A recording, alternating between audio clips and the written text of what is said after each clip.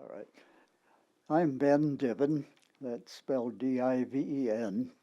I was born and raised in Northern California, and uh, I went to school uh, in my hometown of Chico, and fortunately there was a state college there, so I could start college in my hometown. Uh, I took the 2.5 years of physics and mathematics that they taught there. And then after a break of a couple of years to save enough money to be able to go to Berkeley, I then transferred to University of California at Berkeley. I uh, finished up then with a bachelor's degree in physics in 1941 and started graduate school that year. Uh, of course, then December 7 of 1941 came very quickly, but I went on, finished that year of graduate work.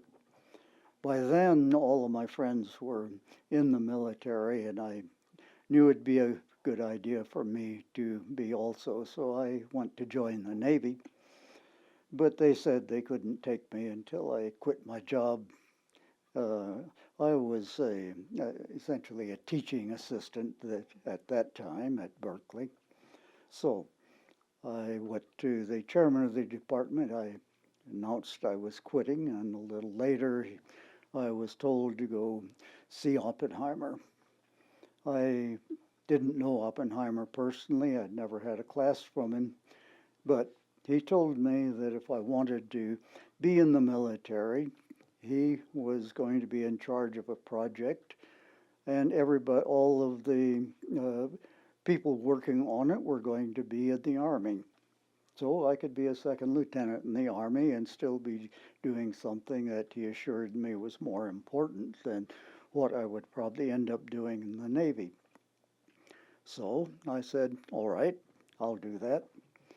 And then, well, things were delayed, and months later he stopped me in the hallway of the physics building and said, well, things were different. We weren't going to be in the Army after all, but it would still be important work. We'd be living on an Army post, and he thought I should continue. So I said, well, all right, I'll go along with you. And then after considerable delays, finally in mid-March of 1943, Oppenheimer asked me to go along with some other folks to Los Alamos. At the time, there was no housing, no laboratory buildings finished, and Oppenheimer was having trouble getting real information about what the schedule was going to be. So he sent, there were four of us, Joe Stevenson, who was a Santa Fe man and knew the area, Hugh Bradner, who had just got his PhD in physics, John Williams, who was a well-known professor of physics at the University of Minnesota, and I, the lowest of the low, a mere graduate student, came along. I arrived in Santa Fe on March 13th. Then we split up into two groups. Joe Stevenson and Hugh Bradner went looking for housing. There were no houses on the hill. The project was behind schedule. Other projects at various universities had been shut down and the people told to come here, but nothing was ready for them. So first was to find a place for them to live. They were saying some of them said they're coming anyway. And so they would be arriving and no place for them to live. Well, they then began to confiscate dude ranches. They took over all the housing at Frijoles Canyon, Bandelier National Monument, and any place they could find housing, they took. Now, in the meantime, John Williams and I came up to Los Alamos every day. There were no telephones on the hill. There were no laboratory buildings finished. There was no housing.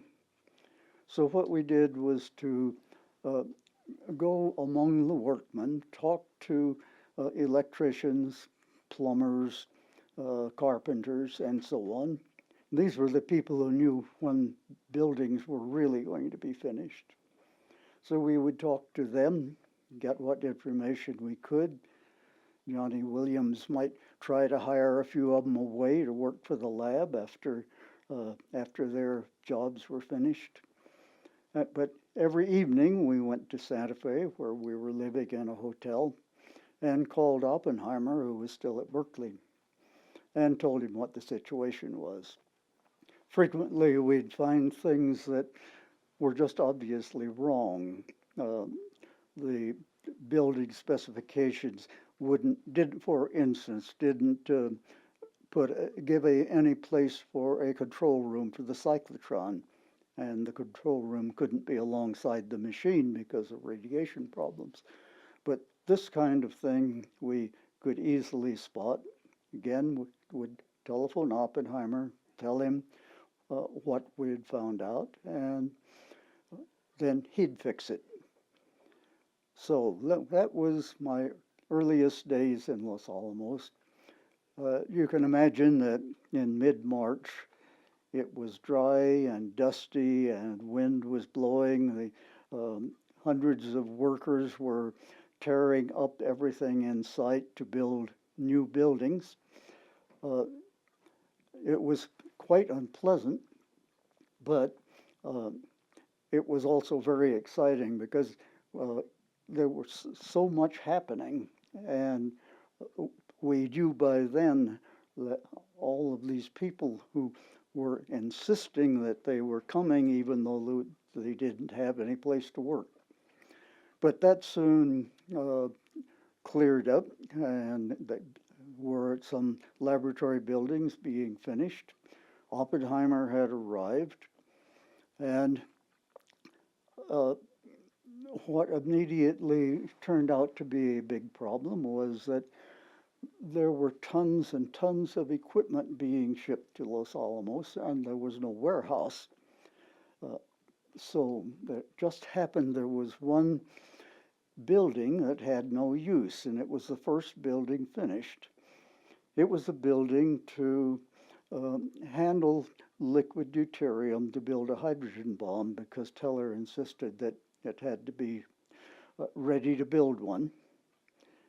But since everybody knew that that was a long-term project, the building was just empty.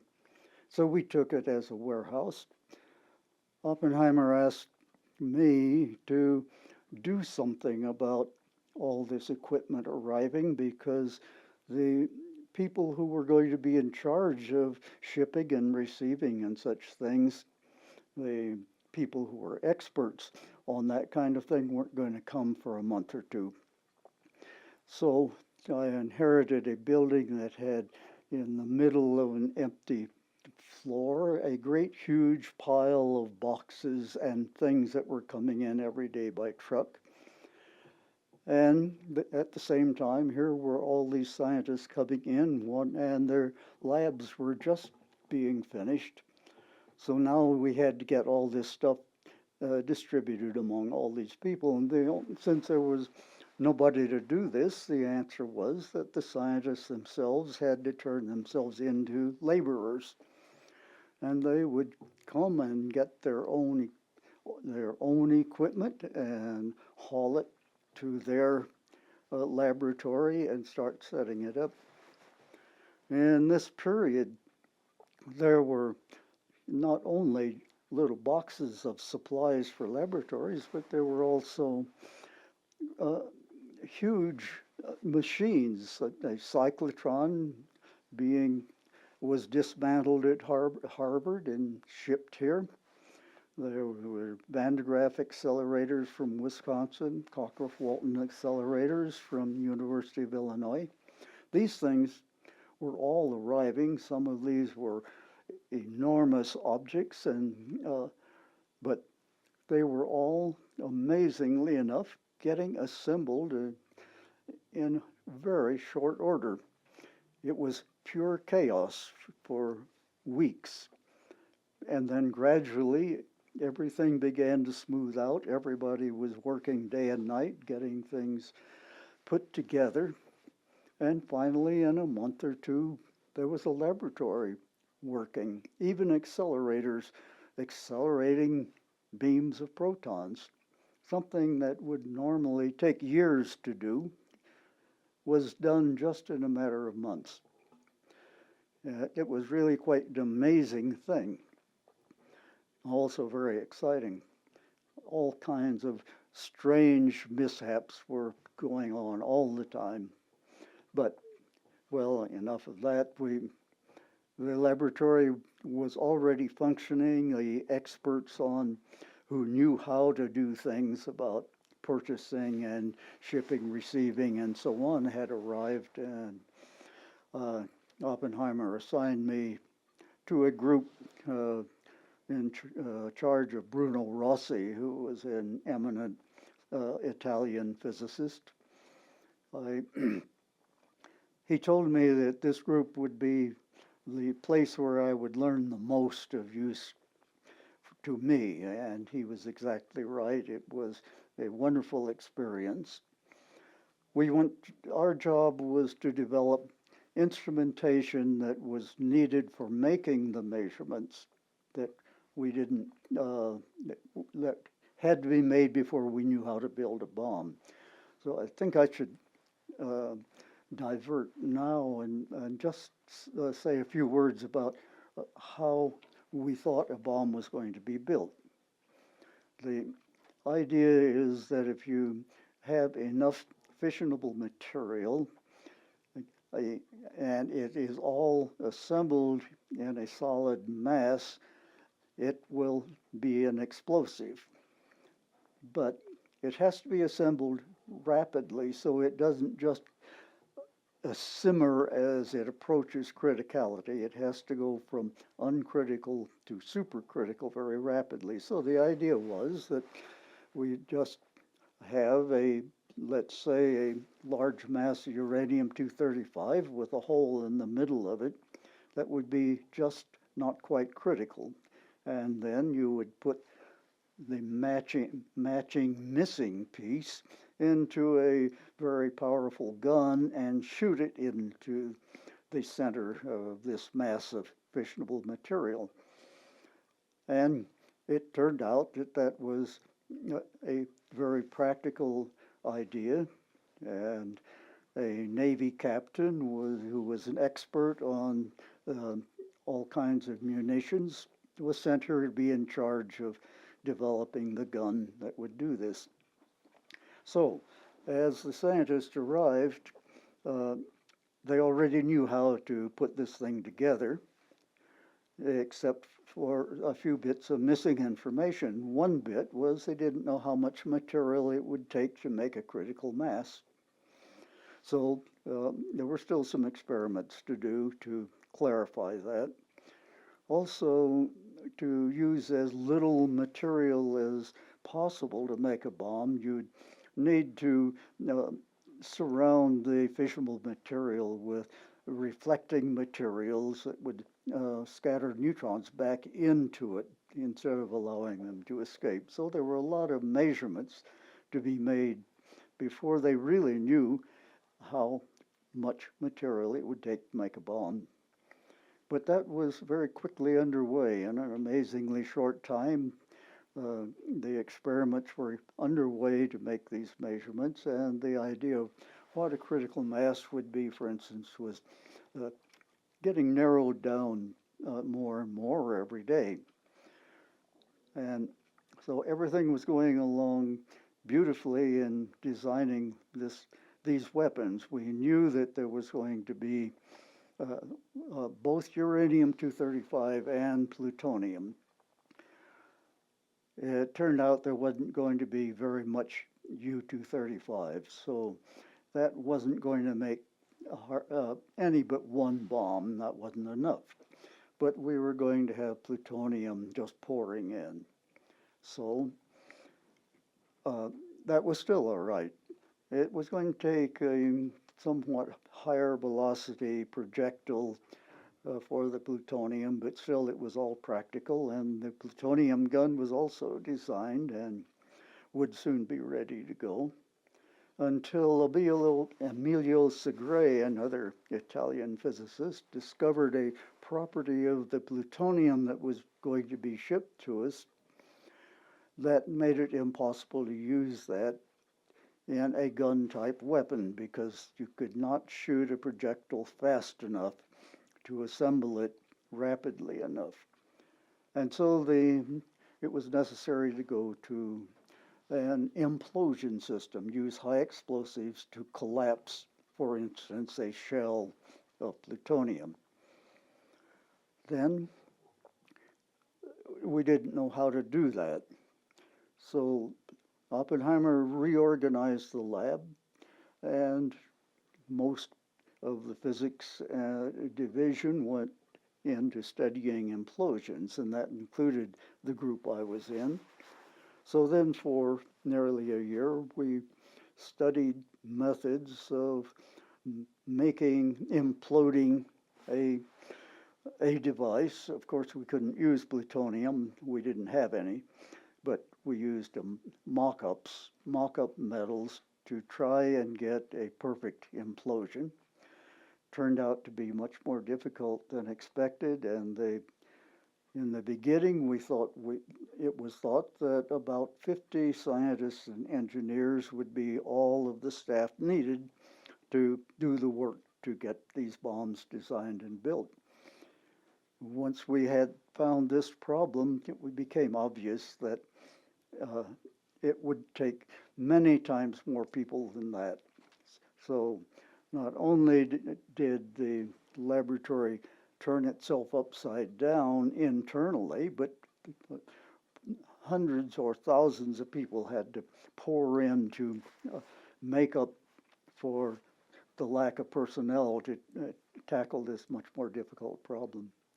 So then we worked on this problem along with many other groups until the implosion system was reasonably perfected.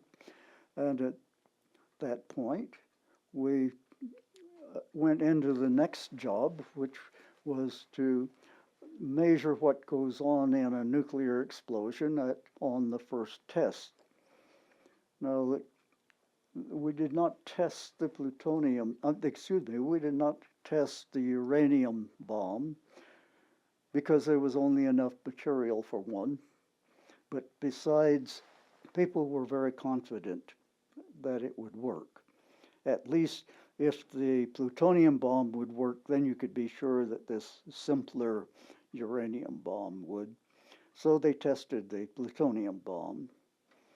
And our group set up an experiment to measure the progress of the nuclear explosion. And then, as everyone knows, that bomb shot was very successful.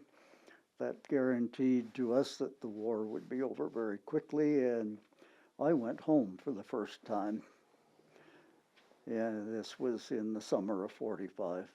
So I was there when the bomb was dropped on Hiroshima, and then I rushed back to the lab because I wanted to have all of the news, of course. So that's the end of the story. Well, now, if you have some questions, you could ask. Sure. You obviously, in starting out at Berkeley, knew Ernest Lawrence. No, I didn't know Ernest Lawrence. He didn't teach any classes. I had never had any classes from him. I knew him when I saw him. What was the impression that you gathered from the hallways or from other faculty or students? Ernest Lawrence was not a person that people knew. He was too much of a big shot. And I don't think he was the kind of person who really wanted to get to know students.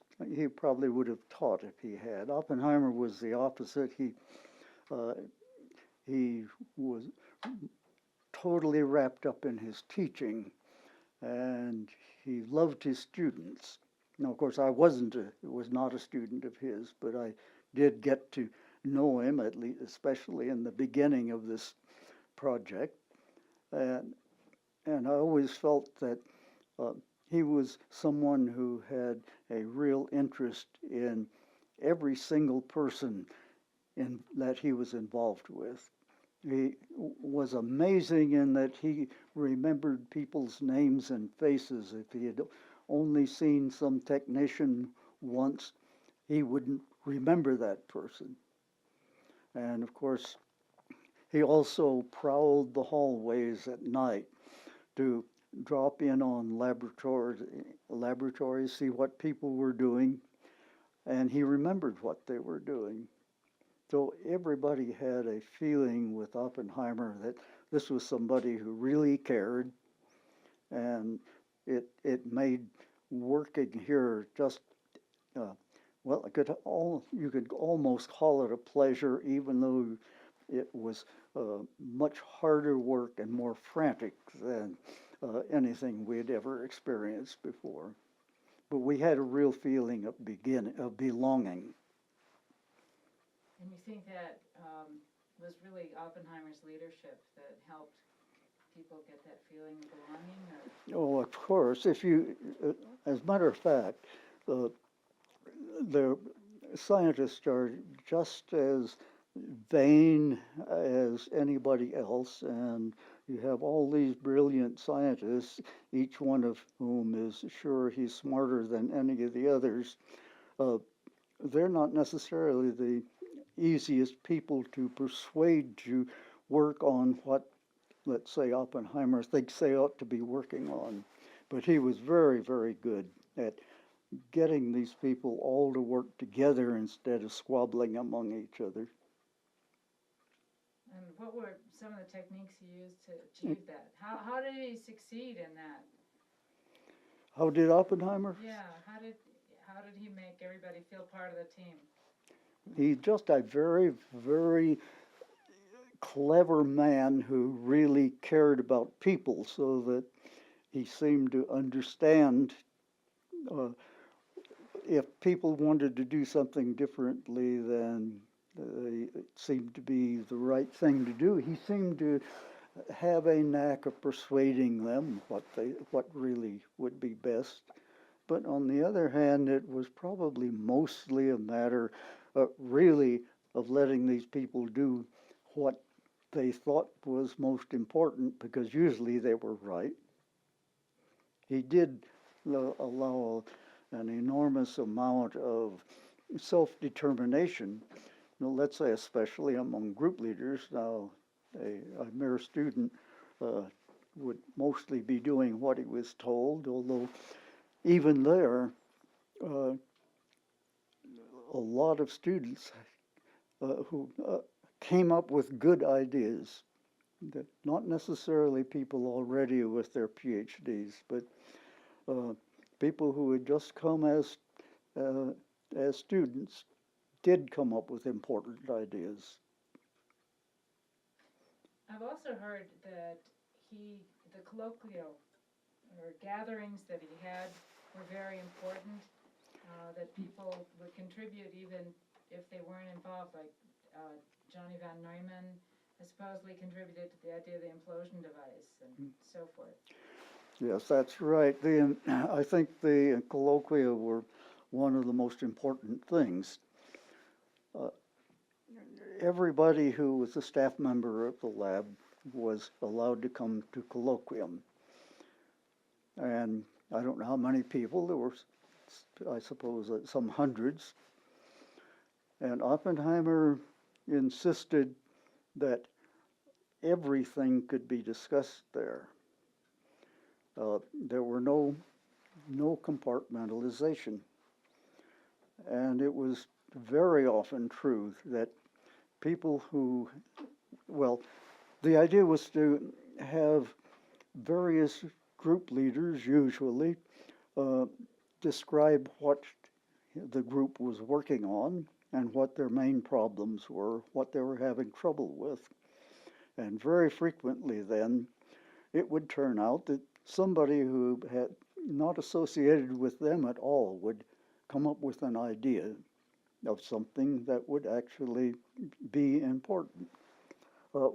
One thing that I remember especially, now in general, it would only be technical people who would be staff members and would go to colloquium, but Oppenheimer was smart enough to know that he wanted to have some representative of all parts of the lab there. And for instance, the superintendent of the machine shops was to have complete access to all information, and he attended colloquium. And so when an explosives expert was talking about the difficulties of casting explosives, because you cast it as a liquid into a mold that is the shape you would like it to be, but then it shrinks. So now it's no longer quite the right size or right shape. This machinist just got up and said, well, obviously, what you need to do is cast it oversize and machine it to the right size. And the explosives man just poo-pooed that. That's absolutely impossible. It cannot be done. But enough people realized that's what had to be done, that that's what was done. That for soon after, all of the explosive lenses were being machined. And I believe that not a single machinist was ever killed at Los Alamos while machining explosives. There have been deaths from explosives in accidents, but not because they were machining it. Of course, it had to be done with great care. But anyway, that was just one example of why and a colloquium was so important. Usually, the solutions to problems that came up were very, very technical and required a lot of scientific knowledge, but not always. That's a wonderful answer. Thank you. We're just about at the end of this tape. Okay, do you want to change it? All You right. got another minute. You have a little. So you probably beat this one to death anyway, haven't Well, you? that one, that is terrific though. Do you have any observations about General Groves or his role? No, such as I would never have had much contact with General Groves. I did sit next to him at lunch one time, but that is where you get great amounts of insight. Although he did tell me all about how he knew from the beginning that it was not going to work with 50 people. Is that right? When I first arrived, I only knew what the object was, to build a nuclear weapon. But as soon as most of the original staff got here, which was, I don't remember when, but probably sometime in April, Oppenheimer had Bob Serber give what he called a series of lectures that was ended up being written out and was called the primer. This was a primer on how to build a bomb. And so that was the series of lectures simply outlined everything we didn't know but had to learn before the bomb could be built, and all of the main problems. So by the end of that series, then everybody had a good general idea of what it was all about. Now, of course, Oppenheimer and all of his major staff were professors. They loved to teach. So as soon as the lectures of the primer were over, then started classes. So there were classes in nuclear physics, classes in instrumentation, and so on, that went on all the time during the war. And many of these lecture notes were then used by other teachers when they went back to teaching again, to teach their courses from. So there was the entire period was a period of education.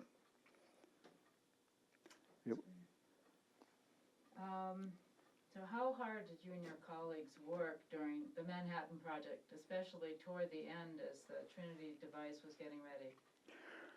Well, I don't remember there ever being a let up. It seemed like we were always pushing, and there was always seemed to be one more crisis, like the plutonium crisis, something always happening that, no, this isn't as easy as we thought it was.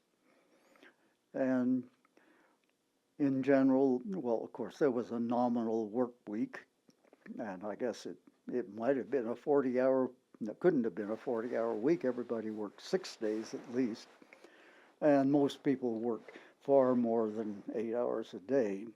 It was normal to, well, you'd, at least for single people, like Becky and me, we had to eat at the Army mess hall, and and it was open at certain hours, so you would break for lunch and dinner, but then you'd go back to work after dinner.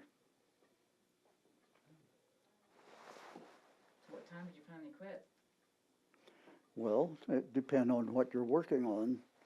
Actually, I suppose there must have been periods when everything seemed to be going smoothly and we didn't have to work very hard. For instance, when we were working on implosion systems, this involved using extremely powerful radioactive sources that decayed rather rapidly. So there would be frantic work getting ready when one of these sources would come in from Oak Ridge, and everything had to be ready to work. And then we would work day and night as the source gradually decayed until it was too weak to use anymore. And then there would be a period in which we didn't have to work so hard because we didn't have the stuff to work with. And always when you're working on tests, it was even true at Trinity, you work very hard to get things ready, and then you sit and wait and wait and wait. That's the way weapons tests always go. Would you like to comment a little bit about the military's preoccupation with secrecy? Yes, one of the reasons that Los Alamos was started was that the military wanted extreme compartmentalization as far as information was concerned. They didn't want anybody not working on one phase of the project to know anything about any other phase. Oppenheimer felt that couldn't work for us, that there were too much had to be learned too soon. The job here couldn't be treated in quite that way and be successful. He insisted that all of the staff members would have access to all of the information. And I think that was a very important part of getting the work done on time.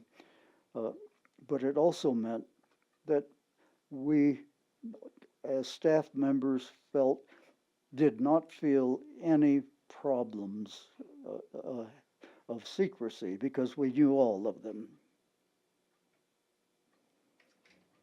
The only time that would be different was, for instance, in details of how the bomb would be detonated and details of how many bombs we were going to have, such things as that were kept fairly close, although it was pretty much general knowledge among staff members about how many bombs were going to be coming every month. I mean, material to make them. It's surprising to me that so many people had the impression that we only had enough material to make 3 bombs, because that's all that were ever fired. during the war. But they were coming at a steady rate, and that information is unclassified. I don't know why there's so much misconception about it. Stop for just a second.